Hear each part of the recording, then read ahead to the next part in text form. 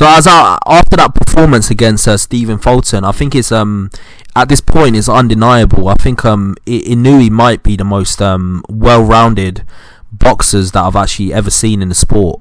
Now, if you look at it, when I say well-rounded, there is one fighter that I think could actually dispute his claim, and you can say is more well-rounded than Inoue, and that's Crawford. Crawford, in a lot of ways, he's very high IQ, very slick boxer, but he can box, he can brawl, he can fight in the inside, he can fight on the outside, he can fight orthodox, he can fight southpaw, he's a chilling puncher, he's got killer instinct. Usually, when you see great fighters, a lot of times, there's usually one thing that they're great at. So if you look at Mayweather was really good as a slick, high IQ boxer, but he wasn't a best inside fighter. He wasn't a fighter that could actually hunt down like an opponent that's bigger than he is, or a fighter that could fight southpaw, or he wasn't the best puncher. But if you look at like Crawford, I could say you could say in a lot of ways that Crawford is a more you can argue that he's got more tools in his box than Mayweather does. Like Mayweather never had the punching power of Crawford. He was never a finisher. I mean, like for example, he never had the ability to be ambidextrous and box southpaw, but that's something Crawford can do. And to some extent, I think Inoue might be one of the most well-rounded boxers in the sport. And the reason why I say that is not only can this guy box, not only can this guy punch, he's very high IQ, he's a puncher, he's a boxer, he can literally do it all. The only thing that Crawford can do better than Inoue, I think, is probably fight southpaw. But in a lot of ways, Inoue is so good, doing what he's doing at this point in time.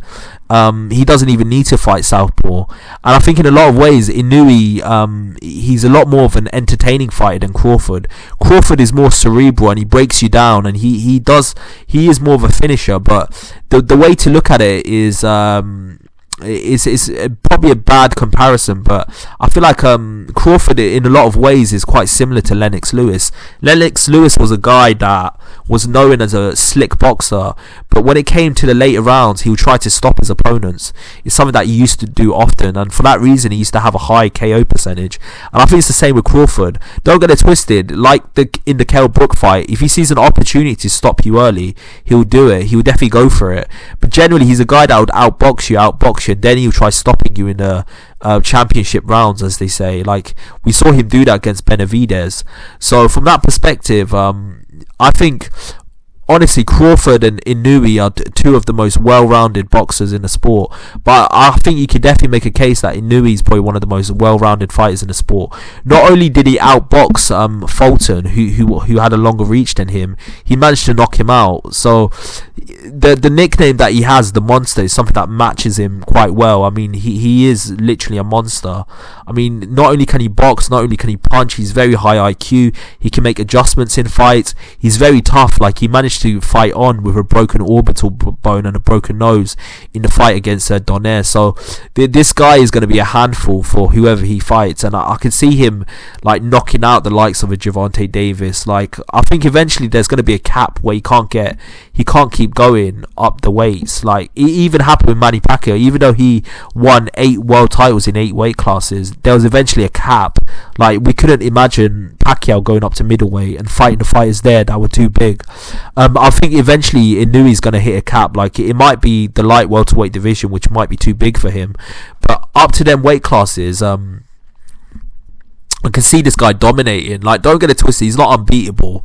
There is fighters that can beat him, and he can be touched. Like, even in the Fulton fight, Fulton was landing good right hands in the 5th round, and even in fights previous, like the Donaire fight, Donaire had success against Inoue. But let's be honest, there's no fighter that's perfect out there. Like, even Sugar Ray Robinson, who's considered one of the greatest fighters ever, and who's considered by many people the perfect fighter, I mean, he has 19 losses in his record, so anyone can be touched. So don't get it twisted. I don't think Inoue's going to retire undefeated or never have a loss in his career. But at this point right now, I think he's in his prime, and I think at this point, the only people that are going to touch him is when he dips a bit or goes after his prime, or he fights a fighter that might be a little bit too big or have too much reach.